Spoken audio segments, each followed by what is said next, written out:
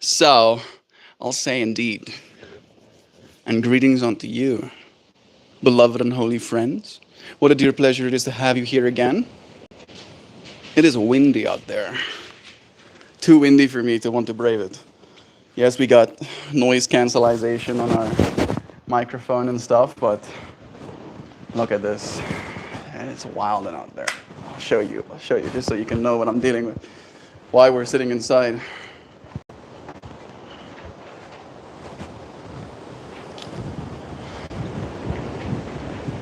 Goodness. When you're crossing those.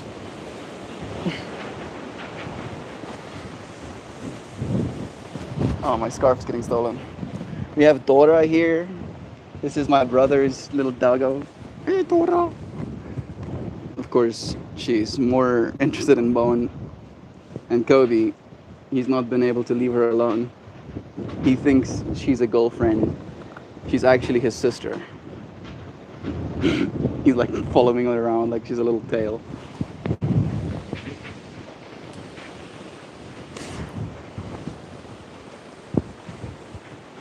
Yeah. Good thing we don't have to brave it out here the whole time. Welcome. It's nice having you here with me. It's a little bit more tame inside. Close this door as well. There we go.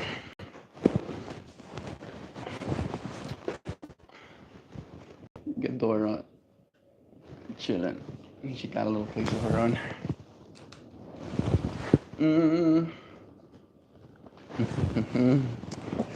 Yeah. Hey. Spencer Barkley. Lovely view. Hi, MeltMore. Spencer Barkley. I feel I would have remembered that name. But it's nice having you here, dear friend. Have you been here before? I always do like meeting new people in this space. It's a pleasure having you here. It is a nice place.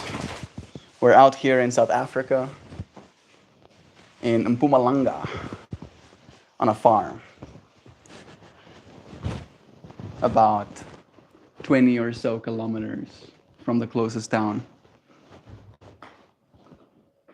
It's nice and rural, out in the middle of nowhere. Yes, I followed you for some time, but I don't chat much. Well, it's a pleasure seeing you say something today, dear friend. You've been following along for some time. I wonder about people like you all the time, Spencer. The people that tune in but don't say something, you know. I had this conversation with my dad the other day about the impact, right, that this space has made on people's lives. And some people have told me, you know, verbally, directly, if you will, the impact that this space has had.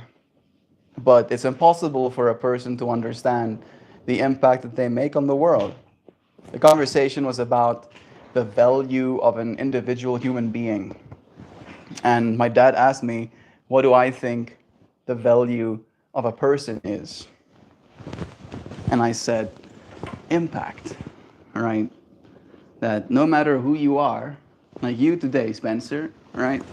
You've been here many times, and your presence has made an impact on the space. And just you saying hi today has made an impression on me, right? Has made an impact. On that day, there was, it sounds mean when I say it like this, but a drunkard that was drunk and almost like stepped up in front of our car. And as we were driving out back home and the conversation of impact started, my dad was almost like arguing that impact is not the thing that people are valuable for. And the way that I saw it is that I do think so, right? That even that person who, you know, is drunk in the middle of the day, kind of risking his own life by walking in the streets, that person still makes an impact on me. The impact that he's made on me is, again, trying to be extra grateful for the life that I'm living and extra mindful of the decisions that I make, right? But more often than not, in the heat of the moment, me and my dad say things to each other that it's not very nice. I had a moment where I was not very nice to my mom today. And it's interesting how we hurt each other in the heat of the moment, and then how we hurt ourselves afterwards in regret of what we did. And I thought about that today, and I felt like it could be something valuable to discuss. What have you done in the heat of the moment that you regretted? Let me know if there's something specifically. I'd love to know. Did you get today's topic from a song by Asia? No. Is Asia a band, or are you talking about the continent? I'm not sure. You let me know, Sam. It's nice having you here too, dear friend. Spencer said something big. I'm in Los Angeles, and you always go live as I wake up in the morning, and you have such a positive message every day. It's a nice way for me to start my day. I think we all impact each other's lives. Absolutely. Good day to you as well, Maggie. I don't know if you're still here, dear friend, but it's a pleasure seeing your words here with us as well. Thank you for that, Spencer. I really do try. It's very important to me to try and lift spirits. I feel like the world we're in right now doesn't really facilitate all the time for people to feel a sense of hope or a sense of comfort, sense of stability with the craziness that's actively unfolding, right? Like I tried at the start of this year to really keep up with all of the stuff that's happening with the new administration. And it didn't take me long to realize that I should not. I should stop. I should stop doing that, right? I've been through so many different instances of self as well, just through this space. I remember, okay, the dog is like chewing on bones, and I hate the sound of teeth gnashing against bones. Okay. Oh, teeth gnashing bones covered in dog spit. Oh,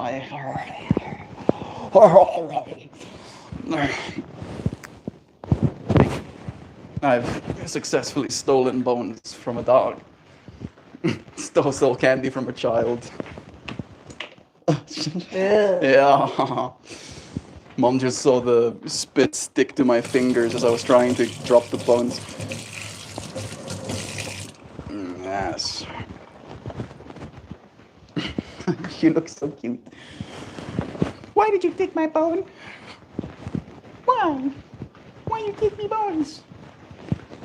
I'm sorry, Dora. I don't want none.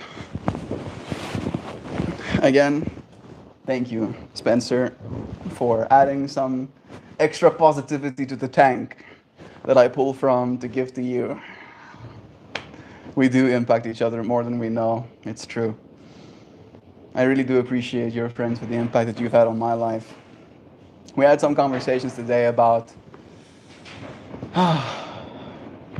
our family in so many words, and the hopes we have for our family, and the way that we apply ourselves, and the things that we end up doing with our lives. And it's not always easy for me to find a real sense of comfort with what it is I'm doing, because I'm not a top earner just yet, all right? Unfortunately, this world does end up measuring us with how much money we have in the bank account. And it's very difficult for me when that becomes the point of the conversation, right? You friends, and these moments where you let me know that I have impacted your days in a positive way is more valuable than dollars can ever be. I appreciate it. Lol, I do that as well, especially when I feed my dog. Yeah, the cringe that comes. I see Sam said something. Is Asia a band, or are you talking about the continent? There are so many like that. Yes, there is a band called Asia, and they wrote a few popular songs that you might know. Takes out a third computer. Yes, and how about computer 3? This phone I purchased, it's like a, what's it called? It's a Redmi. Uh, it was half the price it would have been to fix the screen on that one. This one has like a big old, like it like dropped on this side, right where my hand is, it dropped. And then it has like a big old black, like dead pixel zone. And then there's like lines pulling through here. And then this screen goes every now and then. And then I was like, oh, I should be able to fix that, right? Shouldn't be that expensive. $300. Why? Why $300 to fix screen? And then this cell phone cost $150. So I was like, yeah, I can buy 2 of these computers for the price of fixing that one screen. I was like, yeah, that's a no-brainer for me. Asia, popular song. Popular. Popular song. There we go. Here comes the feeling, heat of the moment. Yeah, I like how you were like, was I inspired by Asia's Heat in the Moment? The song that was released in 1982. Yes, totally. Me, that is MeltMore. 1982. My dad was a 12-year-old when that song came out. Can nobody band Asia? Not even my mom knows the band. My mom doesn't really listen to music. Okay. How about that? Heat of the Moment is een van hulle songs.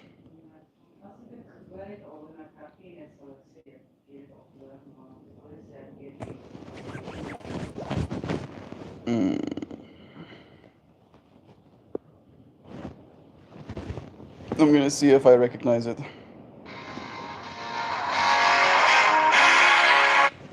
Then I pause, because if I play more than 5 seconds, they're gonna copyright strike my shiznit. Still no ringing bells?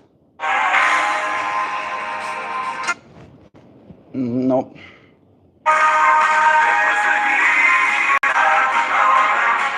That sounds kind of familiar. It reminds me of Zora. Do you see that, Sam? They got the Zora orb. Check that shiznit out. All right. There be the Zora orber. I'm a dragon, I'm a Zora orb. Asia knew. Asia would have rocked people's worlds if they posted on Zora first. All right. Yeah. 72 million listens on that song. Man, the amount of wind that's blowing out there is like liberating, let's say, a bunch of particulate from the dirt. My whole throat situation is like so scratchy. I'm not having a good time. My nose is trying to filter stuff out. Is that Zano? Hey Zano, how you doing? It's nice having you here. Did you know, Zano, that Jovan's sister had a baby yesterday? And since we were talking about babies we talked about you yesterday too, I believe. Might have been the day before yesterday, but it was recent. We've been thinking about you, sending you and Vincent so much love. How's the little one doing? It's nice having you here. The song was released in 1982. Your argument, Settler, there could have at any point led you to Asia. Family Guy makes fun of Asia all the time. That checks out too. Like Family Guy has bring a bunch of things back into the zeitgeist of people's minds. What's the best spots to visit in your area? There's a place called Heaven's Window. There's many places here, right? Wouldn't take you much. There's so many beautiful places here. It's just about getting here at the end of the day. If you have a vehicle, it's even easier to go and see beautiful things. So many babies. I love it. We love you, dear friend. Zano and Gremlin. Love to you, friends. It's nice having you here, Zano. Sending you blessings. We're having a conversation today about the things that happen in the heat of the moment, right? How there can be many a thing said in the heat of the moment. It can be potentially hurtful, can be untrue, even, right? I feel like that's one of the things that kind of surprised me the most is how in the heat of the moment you will lie, right? You will say things that are just untrue because they feel true in the moment, right? There's a book called The Way of the Superior Man by David Data. It's a book that has a lot of impact on my life, and it's not about being toxically masculine. Quite the contrary, if you actually read the book, even though the title is a little bit polarizing, I think is a good word. And in that book, he talked about that as a fractal, right? That in the feminine energy, the instance, what's true in the moment, it could be true completely, right? Like if you in the moment make the feminine feel like she's unloved, all of the moments that you have made her feel loved before doesn't count, right? Because in this moment, in the heat of the moment, it feels experientially untrue. And it, like listening to that and like really absorbing that lesson has made me understand a little bit more. Because again, every single one of us have both of those dualities inside us too, right? Like that feminine energy, that sensitivity, right? Feeling into the moment, not being future forward or past considering, can mess with us. Why indoors today? Rainy? Not rainy just yet, but just like extreme amounts of wind. Just like so much wind. I don't want to go back out again, but I'll point you. You can see. Yeah, those poor trees are not having a good time. It's so much wind. Whoosh, whoosh, whoosh. Whoosh, whoosh, whoosh. Oh, whoosh, whoosh, whoosh, whoosh. So yeah. And like with all of that wind, it's very dry right now. It's like 20-something% humidity. So the dirt is dry. There was a bunch of fires in the area, so it's like it's just aerosolizing a bunch of soot and dust and pollen, and my whole situation, even indoors, is not having a good time right now. We are both doing well. It's been hard to catch your streams because my baby shift starts at 4 a.m. I miss you guys though. We miss you too, Zano. Know that the space will be here for you whenever you have the time to find ourselves here as well. I appreciate you. Sending you and the little one lovins. I know that Sam has also been dealing with early wake-ups with the little baby. I had a whole thing recently. I recently found the subreddit of, I think they call themselves Immortalists, r/Immortalists. And I mean, I have to check. I think it's r/Immortalists. Let's see how long it takes me. Some of my algorithm. First thing is crypto stuff, of course. Then there's maybe, of course. Then there's alternative history, checks out. Then there's interesting. Then I didn't subscribe to this one, but there's like online income hustle. I'm gonna tell it to show me less of this. I don't want to know, bro. Then crypto again, and then Immortalists. There we go. Most recent Immortalist information is eating after 8 p.m. increases odds of elevated blood sugar by 165% in pre-diabetic individuals. Would you look at that? New data from a study on 142 individuals with pre-diabetes reveals a powerful link between meal timing, sleep, and glycemic control, highlighting chrononutrition as a key lever for metabolic health. The most striking finding indicates that eating late in the evening dramatically increases the odds of having elevated long-term blood sugar levels. This research provides a quantifiable risk, underscoring that when you eat can be as critical as what you eat for managing prediabetes. Look at that. Now I know. I did know this technically already, but it's not good for me to be eating late at night. But now there's 124 people that have been test subjects, that have had their situation tested. All right, gives us a good metric on how this stuff works. I really do like understanding empirically how to take better care of myself. All right, because in the heat of the moment, it's easy to do whatever you want to. All right, even if what you want to do is bad for you. Especially when what you want to do is bad for you, unfortunately. Zano, it took about 4 months for the little dude to sleep through the night. Well, in that case, you're lucky, Sam. I've heard some people like struggling with that for the first like 4 years. In fact, Lily, one of my yoga students, she has both her children are on the spectrum, and her son wakes up like 4 a.m. Right, and that's just how it is. And she wakes up with him, right, and he's now going on 8. He's turning 8 this year. All right, so she's been dealing with that for 8 years. Can't imagine. In the heat of the moment, in the meantime.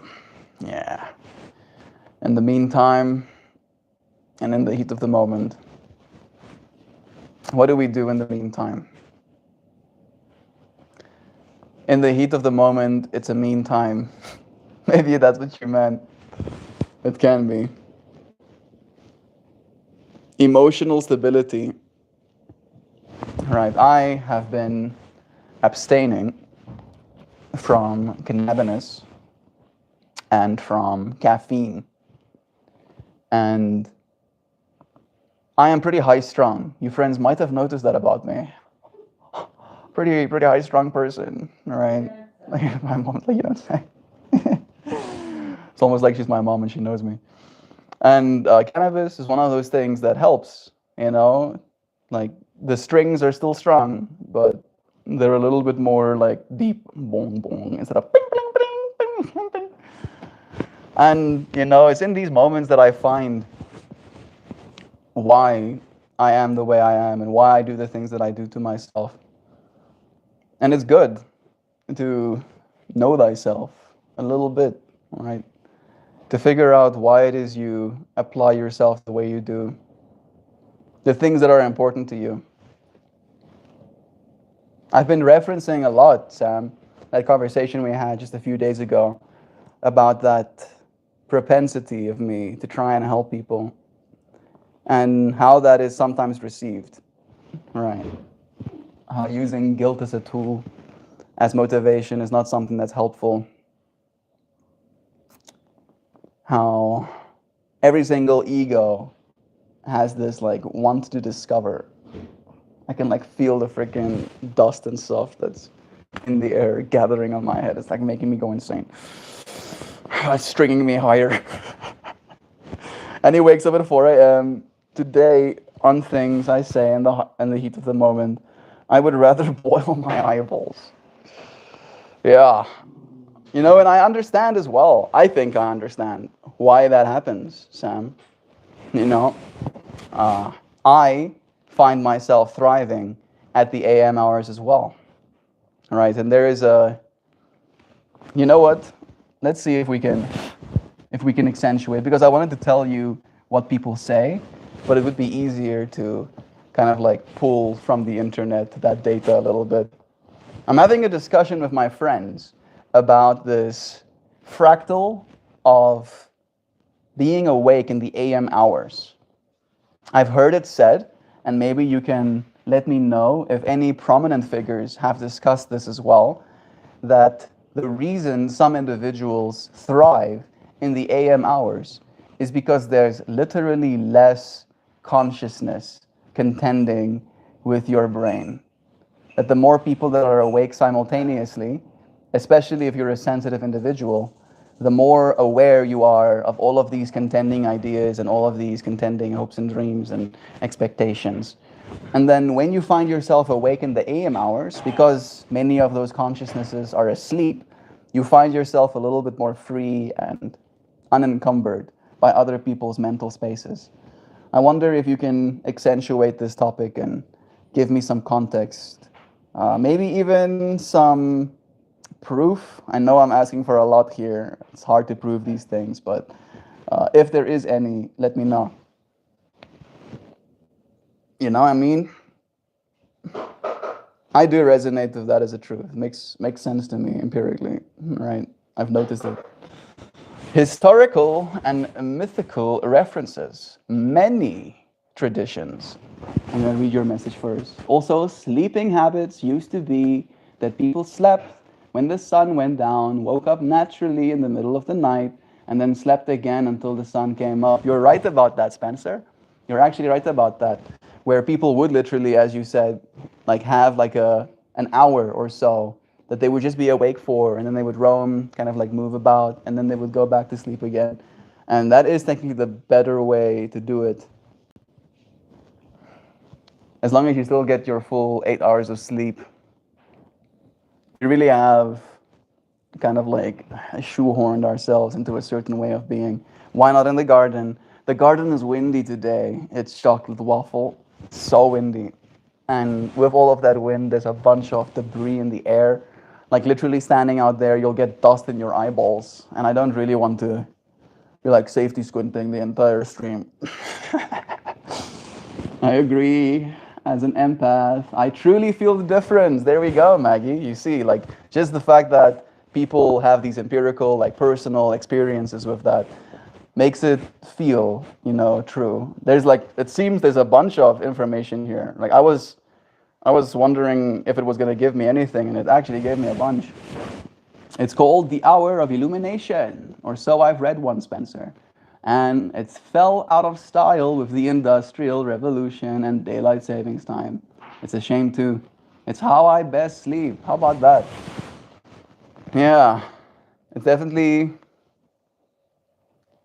I think, metabolically healthy as well. Like one of the things that happens to us is when we wake up for the first time in the morning, we have like spiked adrenaline, right? So we end up moving. We want to actually move first thing in the morning. So I wonder if that has something to do with it as well. It's how I sleep too. How about that? How about that? Let's see if we can gather some information.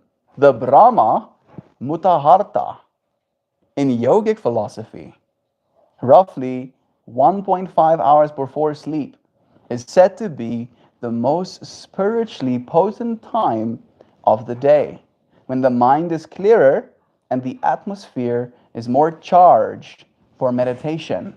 The explanation given is not about sleep deprivation, but about the thinness of the veil between the self and the world when most people are asleep. There we go. So in the yogic philosophy, Brahma Muharta, 1.5 hours before sunrise. That's about 4 a.m. in some places right now, right? The mystics, the monks, and the poets across cultures have emphasized the solitude at night as a way to hear more, you know, to channel the divine consciousness better. Rumi, Thoreau, Thomas Merton, and even Bukowski. I might have butchered the last one as well. Bukowski, that's the one. In a grittier way. The idea is that when others are silent, their psychic noise is diminished. I love how we're actually like, we're getting more, the universe is like, yeah, this is a thing, bro. You're not crazy. This is happening. In the modern psychological and neurological approach, the circadian rhythm and creativity, studies suggest that being awake outside of your usual rhythm increases divergent thinking, making you more creative.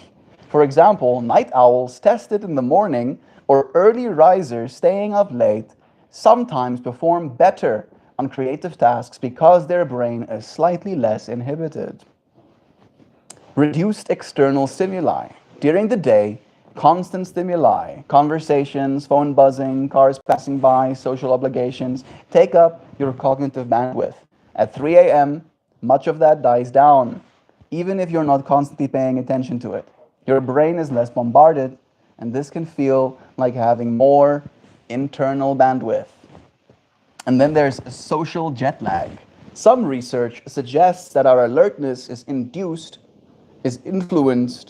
not just by light and melatonin, but by social rhythms. The collective timing of meals, work, traffic, notifications, etc., create a field that you are attuned to. And when you're awake, off schedule, you are outside of that field. Yeah, that's so interesting. I love, because again, we talked about this lightly, we introduced the topic to our minds, and now, like, finding these, like, yep, these instances of, like, that's how it works, yo. Oh, okay. I was wondering if the comments were stuck, and they did seem to be. Is that Kiefer? Kiefer, it's nice having you here. I'm doing well. How are you doing, friend? How's life been treating you? Just here in time for some interesting shiznit. This is, right? This is super interesting. Like, I was like, yeah, maybe give me some proof, if there is any, maybe. I know I'm asking for a lot, and then it's like, oh, bet. gives me a bunch of proof, bunch of interesting information to mull over, to chew with my brain. Sorry. I'm doing all right. How are you doing, bud? Sandra, this makes sense, because in some spiritual communities, people get up to meditate really early in the morning. I don't know if you heard this part, Sandra, but I'll read it to you again. In yogic philosophy, there's something called Brahma Muhurta, which is roughly 1.5 hours before sunrise. And it's said to be the most spiritually potent time of the day, when the mind is clear and the atmosphere is more charged for meditation. How about that? They realize, and I mean, again, people have been yogaing and meditating for thousands of years, right? So this is thousands of years of personal experience that came to these conclusions. Like, the veil gets thinner at those, like, early morning hours. Very interesting indeed. Then there is the speculative and the esoteric angle. Collective unconscious load. If we assume, and I do, consciousness isn't entirely private, but has a shared or field-like quality, as in your brain isn't the thing making consciousness. Your brain is the thing facilitating consciousness to flow through it, right? And then when you're going to sleep, consciousness still is, right? It's just now somewhere else in your dream space, for example. Pretty good here. Been burning the candles at both ends. I hope that this moment brings you some calm, dear friend. Love that. I didn't know this. It's not sleep deprivation. It's a time of high energy. So many love-ins in this chat. Bruh, what are we doing that's requiring that much out of you? Do let us know. My favorite time to go and walk is on Sunday morning, right before the sun rises. Now you have evidence as to why that is as well. I did hear that, Mel. Thanks. That's why I typed that. Bless. Early mornings, there's more oneness within. Absolutely. Kiefer, early morning walks are great. Okay. Again, just to, like, close the point that I was trying to say, to almost like see our brains as like a TV set, right? Or a little radio, right? The radio signals are in the air, and then our brains just tune into that signal, and then that's what we experience as our consciousness, right? Consciousness is everywhere. And then our brains almost like try to, like, finagle that consciousness into a linear line that we believe is our lives. And then when less people are trying to tune into that same channel, at least the way that it works with internet, if everybody is trying to tune into the internet at the same time, there is bandwidth limitations, right? Like, there's only so much to go around, and if everybody is pulling a lot of data, it messes with the signals just a little bit. Cute? Thank you. Bless you, Fajal. It's nice having you. All right, I'll start over with this one. If we assume consciousness isn't entirely private, but has a shared or field-like quality, as thinkers like Carl Jung suggested, Teilhard de Chardin, or Rupert Sheldrake, then yes, when fewer people are projecting thoughts into that field, there may be less interference. Sensitive people might feel that as relief. Psi and global consciousness experiments. Ooh, we can have experiments? Do you have siblings, Meltmore? I do. Interestingly enough, one of my siblings is actually back home this weekend. He did go and visit a friend in town, but he's going to be back again. I don't think you'll see him, unfortunately. He's leaving tomorrow at 2. But I do have siblings. You might see my sister pass by every now and then again. And then I have a younger brother as well. Y'all, I was outside last week around that time, just sitting on the lawn chair, on the driveway, getting roasted. And I kept seeing patterns in trees, like I took the shrooms. I mean, I've had moments like that too, where if you can like really calm down your central nervous system and like get out of your own way, suddenly the universe starts. Right? 2 siblings, 3 siblings. The weirdest part is the weed is a sativa type strain. Is clean your house weed, not take you on a trip through time, space, and the metaphysical planes weed.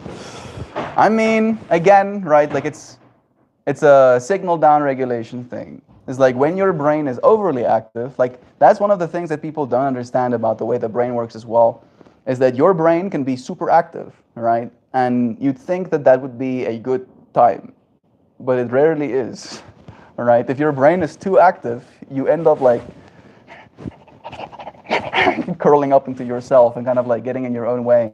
And that, at least in my personal experience, is not indicative to a good time, right? I rarely have a good time when I'm that in my own mind, right? When I can get, there we go, live again. When I can get out of my mind, suddenly I'm a lot more grateful for my experiences unfolding around me and inside of me, instead of always trying to be so clinical, right?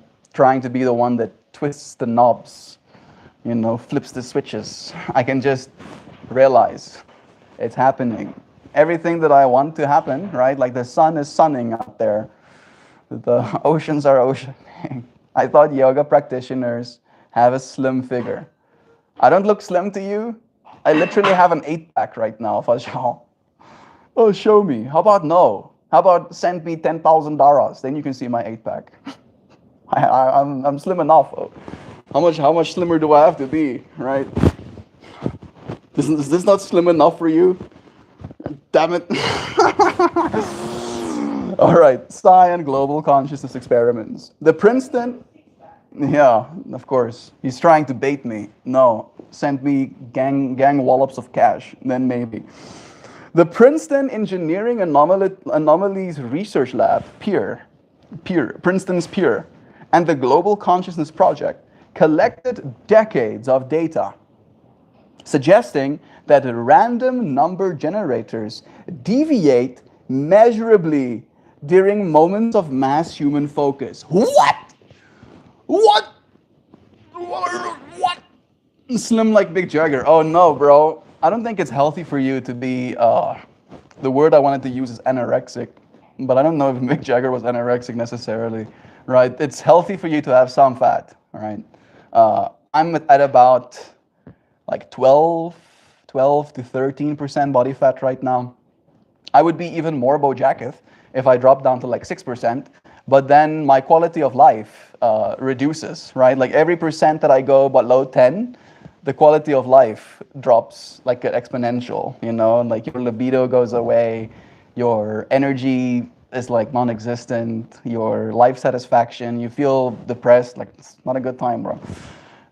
Again, that's why I said I didn't say he is, that's the word that came to my mind. Like it's not good for you to be in that state either. I'm a yoga practitioner and teacher, and I don't have a slim figure. Fajal, yoga is for everybody. Yes, thank you, Sam, for adding that. This is true. The word yoga means to unite with the self, right? So wherever you are, whatever body you have, you can yoga. As long as you can get to yourself, right? Breathe. Move. That's you uniting with yourself, right? That's what yoga is.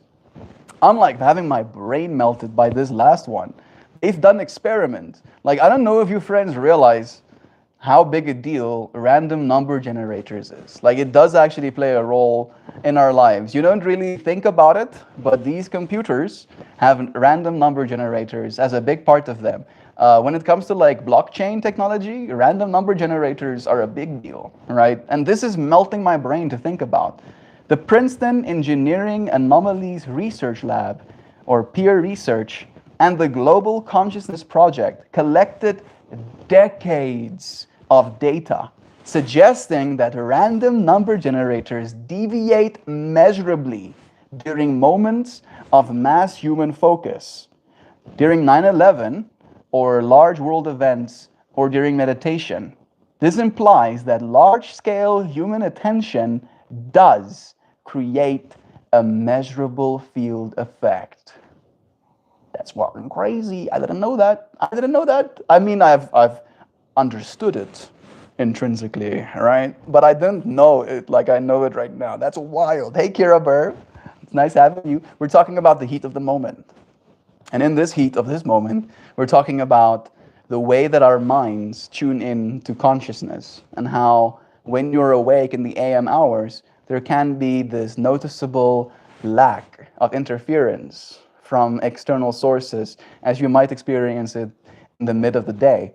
And then we, asked for some evidence, for some nuance, and then we've been getting some nuance. And this piece of nuance, the fact that collective human focus literally creates a measurable field effect, right? As we think together, there's a field output that comes from our bodies and our collective minds. That's wild to think about.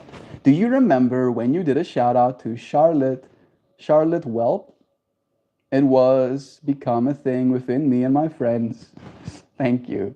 Toodles, thank you, friend. Like, being able to add to your inside jokes is extra wholesome. Thank you for remembering me fondly, for being here in this moment with me. It's a pleasure. How long ago was the Charlotte's Whelp? I don't know if I'm saying it incorrectly, but I'm sending you blessings, friends. Nice having you here. This implies that large-scale human attention does create a measurable field effect. And by extension, less collective attention in the wee hours could mean a quieter psychic environment. Quieter psychic environment, that's pretty cool. I'd lie if I said that wasn't cool. Putting it all together, right? Making them kiss. So while it's not proven, it does that, proven, that fewer people awake equals less psychic load, there is the convergence of ancient traditions like Brahma Muhurta and the vigil hours, modern psychology, collective cognitive quiet and circadian connectivity, and parapsychology experiments like peer research and global coherence, all suggesting that being awake at unusual hours can feel like you're tapping into a less crowded frequency. Here's the poetic way to think about it. When the city sleeps, the psychic sky clears. Your thoughts aren't fighting for room in the crowded marketplace of the day. They echo further like a voice in an empty cathedral. That's sick. That's so cool. That's so cool. Would you like me to gather specific figures and quotes? Yeah. I love myself some Carl Jung. Give me 3 quotes by Carl Jung that touches on this psychic realm a little bit that we can absorb and feel good about. I wanted to be inspiring. That whole peer research, the parapsychological experiments, and their ability to find, that we do actually output a wave or a field, blew my mind. I'm really fascinated by that. I feel like I've always understood that stuff intrinsically, but knowing that actual experiments have been done and that we can literally manipulate collectively in mind random number generators is wild. Charles Hoskinson just recently talked about him going to the Monroe Institute and how they're given these targets and then they see through their mind's eye the target, and they can we have this ability to remote view and stuff, right? So that as well means that we have this ability to, as consciousness, look at things even without our eyes.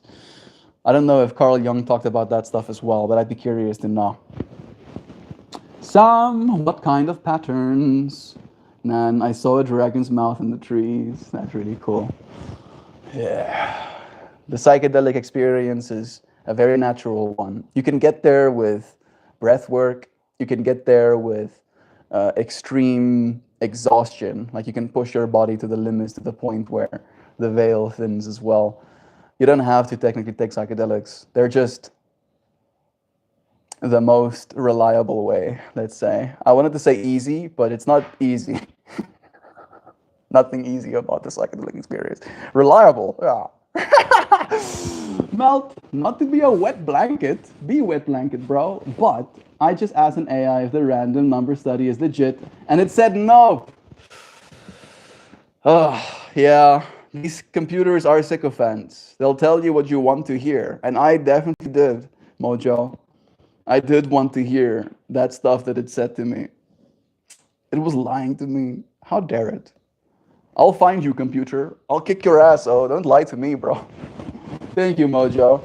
You know, like again, I think it's one of those things it's very hard to prove this stuff. But I don't know if it's going to tell us a little bit about that, but go in search. Maybe like ask your language model as well. What has the Monroe Institute been able to find? It's hard to say prove, but what have they been able to find? Right? Because again, our human ability to do stuff with our minds isn't just speculation, right? And it's going to only become more and more clear. Yes, Carl Jung, so many great YouTube videos of his quotes and methodologies. He's one of my favorite teachers. Carl Jung, Terence McKenna, Ram Dass, Alan Watts, Eckhart Tolle. Those are like some of my favorite teachers. I'm back. Hey, Zane Allen Bauer. It's nice having you here, friend. Remember me? I just focus. I thought you were throwing something at me. I was so in the zone. So, okay. Welcome. I have terrible eyes. And I was smoked like deli meat, squinting at the trees. Like, is it the weed or am I sleep deprived? Sam is laughing as well. You think that's funny? You think that's fucking fun? Are you laughing at me? A group experience takes place on a lower level of... Whoa. Is this? Yeah. It's giving me some Carl Jung quotes. A Reddit reflection. Why would it give me a Reddit reflection? You think that's funny? AI has done that to me before. I was getting really into stories of little kids with memories of past lives. Got majorly misled. Yeah, like again, you know, like if there was only one such story, Mojo, I would be very amiss. I'd be like, yeah, Scap. That kid is just very creative and imaginative. But the fact that this has been happening, right? Like the whole reincarnation thing, we didn't come up with that recently. The whole understanding of reincarnation has been around for thousands of years. Long before AI, long before internet, long before all of that stuff, these ideas were already propagating in our minds, right? Like, and that gives them, like it has a dual cutting sword, right? Two-edged blade, where on the one edge, it's like, yeah, they were stupid. They were stupid, uninformed monkey people. Of course, they thought reincarnation is real. And then on the other side, it's like, maybe they were onto something. So you remember me? Yeah, Zane. I think I remember telling you that I like your name. I think the name Zane is cool. It's a cool name to me. And I remember reading your name out full as well, the way I just did. Bless. When you brought that up, Mojo, I recall the r/high strangeness trend about the mind not being limited to linear time. Yes. I don't believe the mind is limited to linear time either. I believe we are quantum. We are quantum in nature. All right, and our brains have figured out some sort of way to create these quantum states. And then when you look at something, or when you hear something, your brain collapses into one quantum state instead of being in another. And we are so powerful as a collective consciousness that depending on which quantum state we click into becomes our reality, right? Where we can literally, if we collectively just got together and was like, you know what? Actually, we're not going to be bombing the shit out of each other anymore, right? Like, it will happen like that. But again, some people are selling the weapons that are bombing the shit out of other people. So it's very difficult to get their minds on the same frequency of let's not do that, right? And since we are at the disconnect as a species, it's difficult for us to have that same idea of where it is we want to be going. I definitely don't believe consciousness is limited to linear time. Absolutely not. Now we're getting into some Donnie Darko shit. Yes, I watched Donnie Darko as a 14-year-old. That movie messed me up a little bit. See you soon. It was nice having you here, homie. That movie changed me. It made me more dangerous, unfortunately. I've absorbed so much data that just makes me more dangerous. It's like, and I'm still not a threat. I am dangerous, but I'm not a threat. Yeah. See you soon. Bless you, friend. Let's read some of these Carl Jung quotes. A group experience takes place on a lower level of consciousness than the experience of an individual. It is a very large group. If it is a very large group, the collective psyche will be more like the psyche of an animal. Hey, Jovan is here with us. Hey, Jo. We love you so much. It's nice having you. Good morning, Zach Hunter. It's nice having you here too, homie. Sending you blessings. We're talking about some interesting stuff today, Zhao. We've been having conversations about some Carl Jung wisdom. Like, I'm talking about the Carl Jung wisdom right now, but it was inspired by this conversation of being up in the wee hours of the night, and how I was like poising this idea that when you're up in the wee hours of the night, there's like less cognitive noise for you to contend with. And then I wanted to know if there's any data, any proof to kind of like bolster that idea. And then we've been getting some interesting stuff. Some of it seems to be cap, but I do believe the yogic philosophy stuff is true at the very least, or at least it's been applied, right, for a very long time. And this is a Carl Jung quote, and this one feels a little bit rough, right? Might not be nice to hear it necessarily, but I do think it's interesting nonetheless.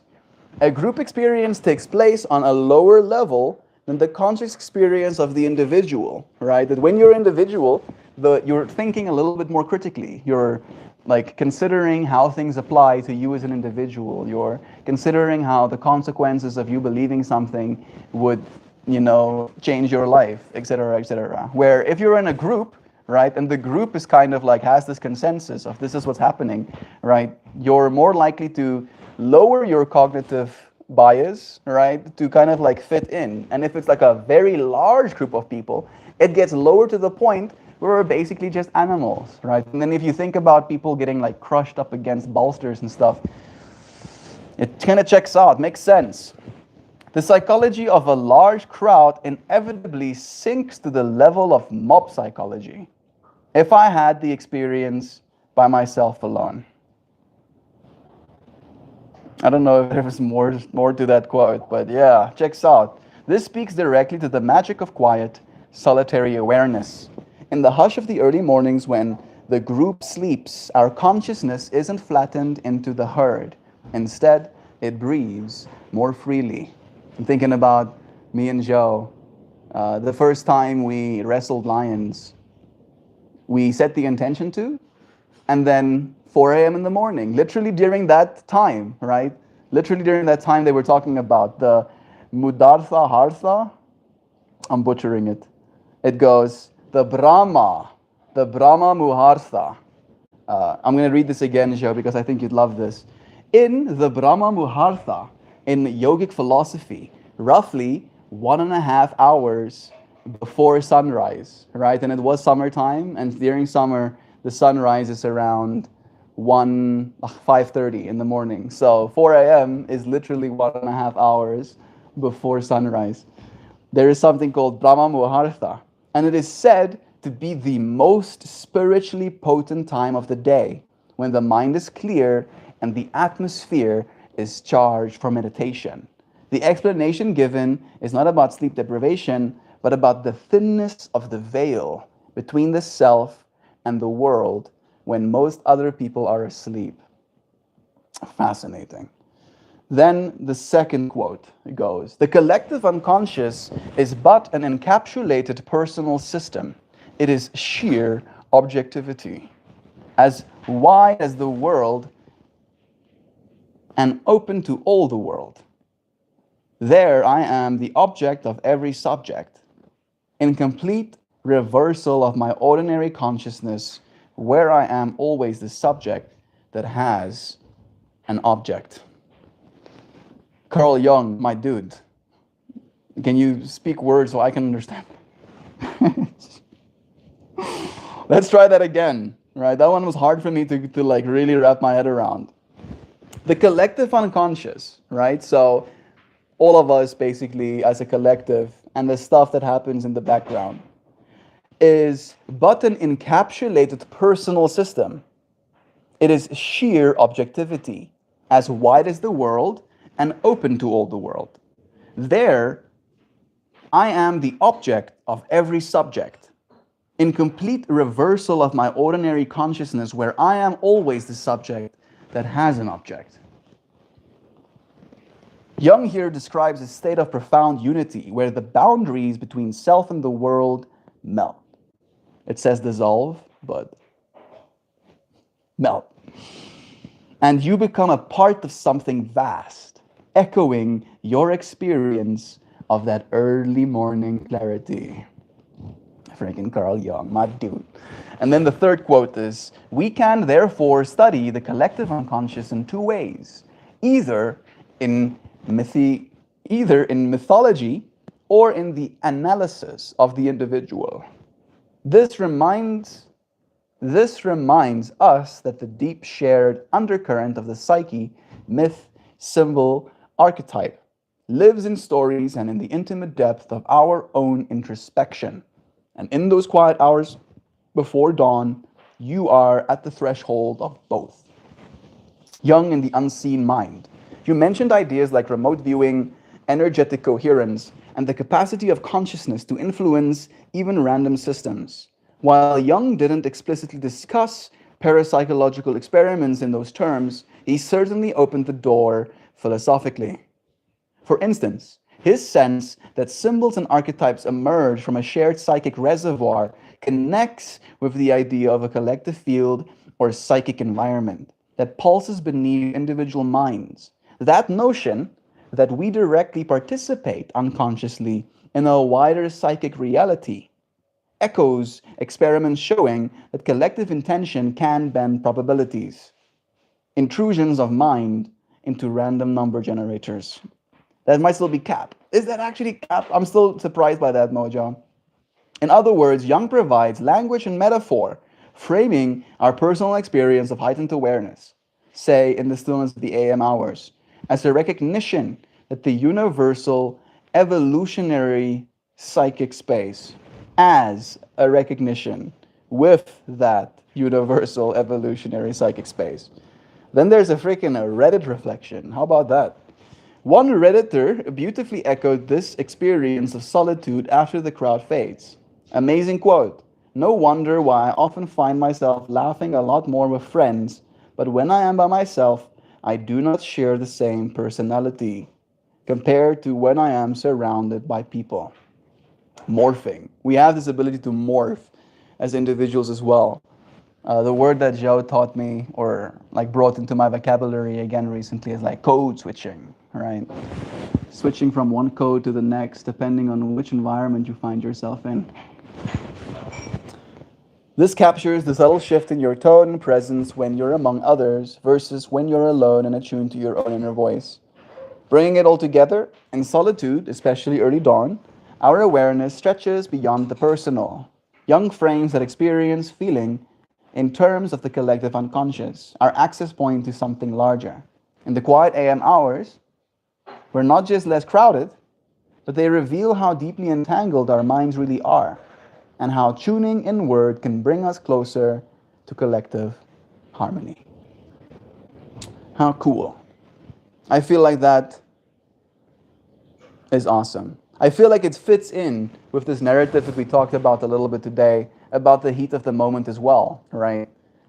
Like realizing that when you're in the heat of the moment, you are technically tuning into the collective cognitive space of that environment, right? When you're with that person, even if it's just like a one-on-one spat.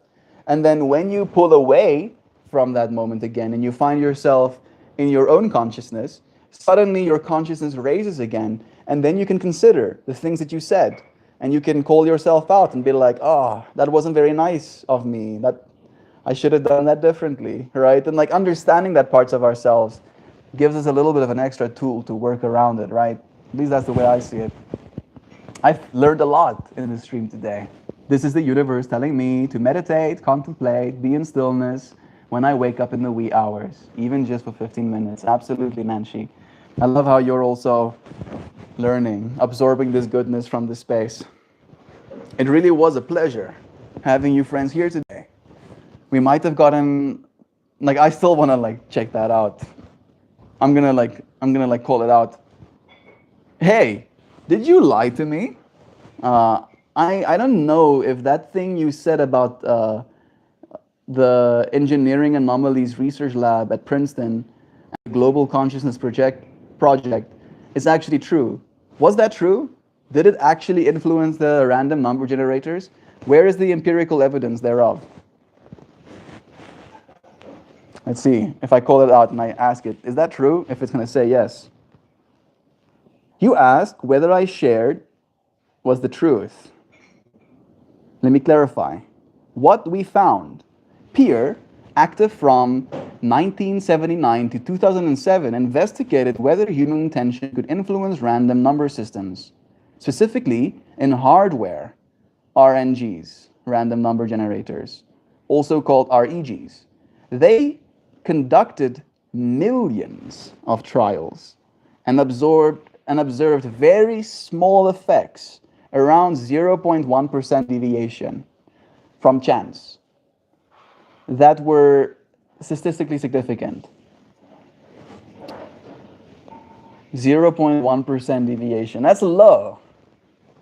That's pretty low. Maybe that's why they didn't believe the evidence.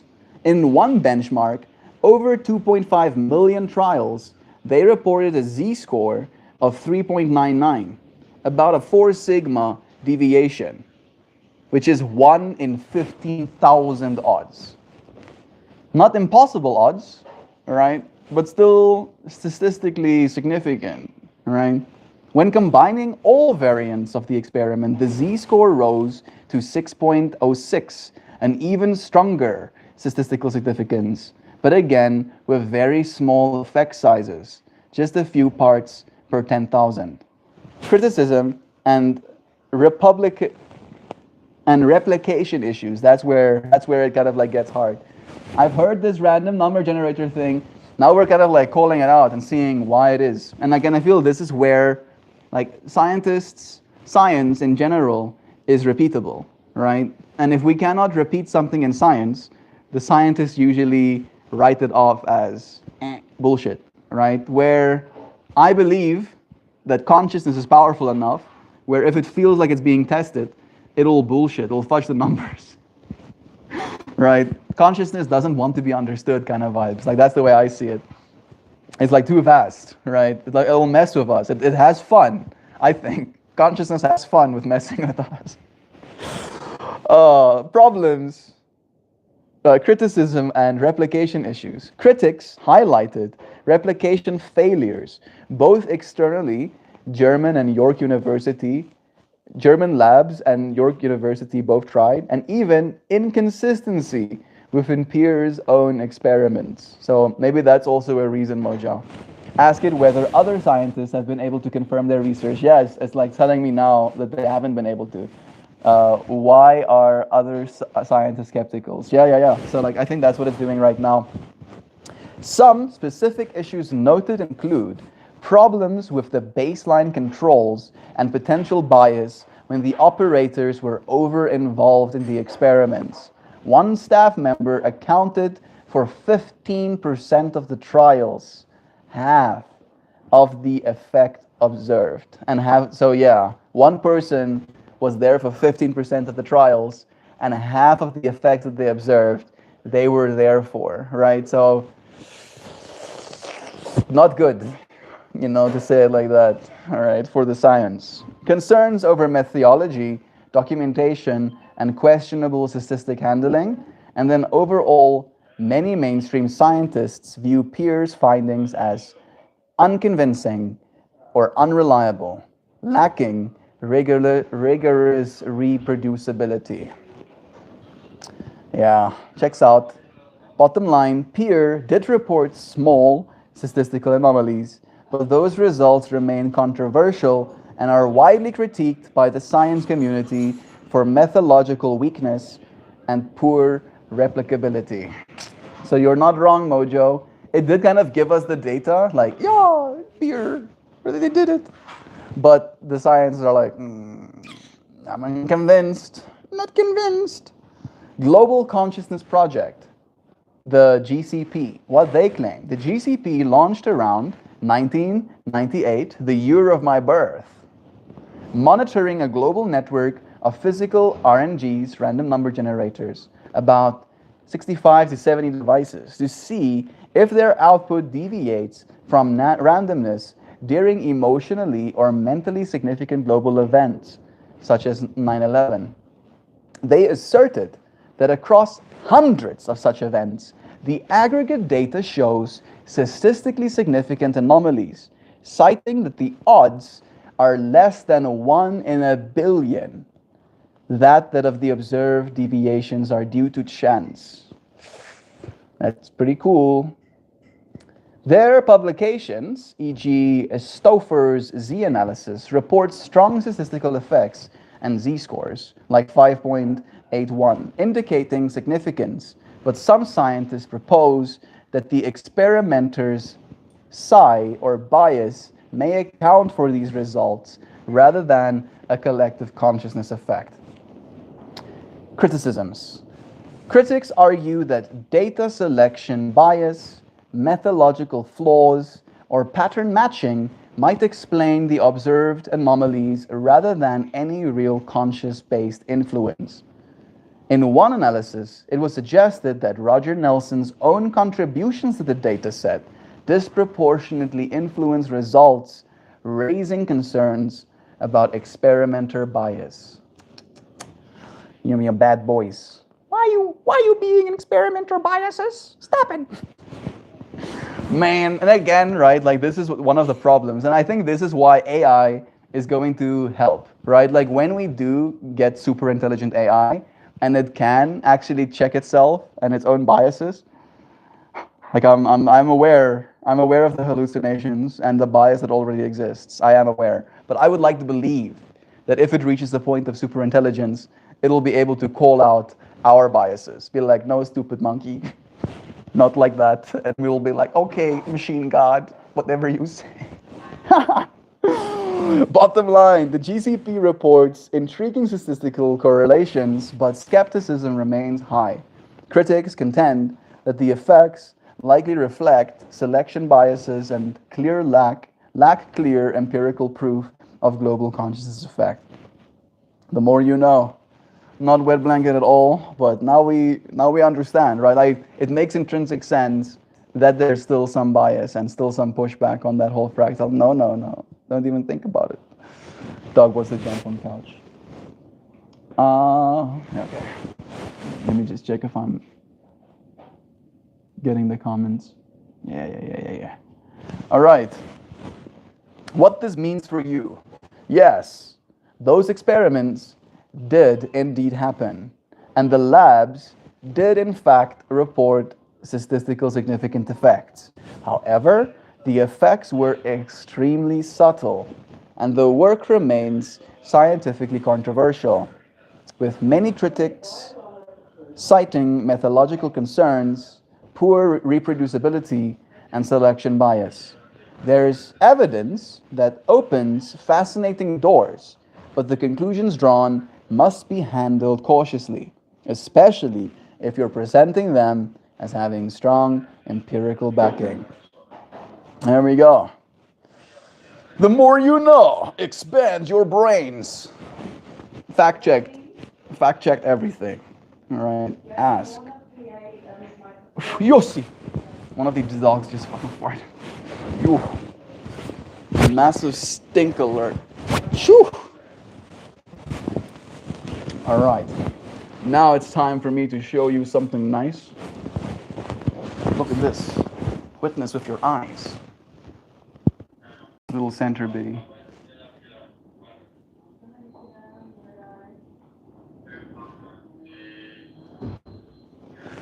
Is dat Rida?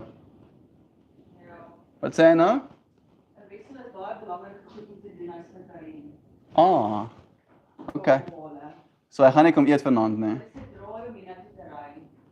Sure. Ek is so verbaas. Ek kan dit nie glo nie, mamma. Hoor mamma hoe verbaas ek is. Ek sarcasties. I don't know why, but that satisfies me, that little pinchy of the colors. So nice. Jovan heart-eyesing me. I love you. These little bitty bitties as well. Look at that. Warm. Got some textures. I see your hearts. I love you too. All right. Zwip.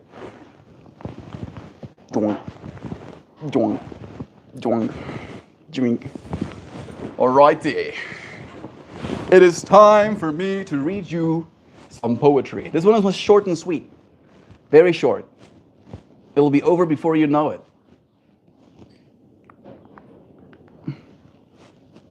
The body remembers. A scar is a sentence the mind forgets to finish. Skin keeps the story even when memory vanishes. The mind is a wanderer, losing keys, losing years. The body's the archivist, filling breath, posture, tears. Every stretch, every step is ink on a secret page. You may forget the practice, but your bones will keep the sage. So treat your body kindly, feed it rhythm, love, and rest. When memories go missing, your vessel knows what's best. I appreciate you, friends, for joining me, for spending some time, blessing me with your presence, for tuning into this collective consciousness that we are. I appreciate you, friends, more than I can say. Go and have a good day. Go and have a nice weekend. Go and love somebody. I appreciate you, friends, for loving on me. I'll see you again soon. Tomorrow. Goodbye, everybody. I love ya. Cheers. Peace.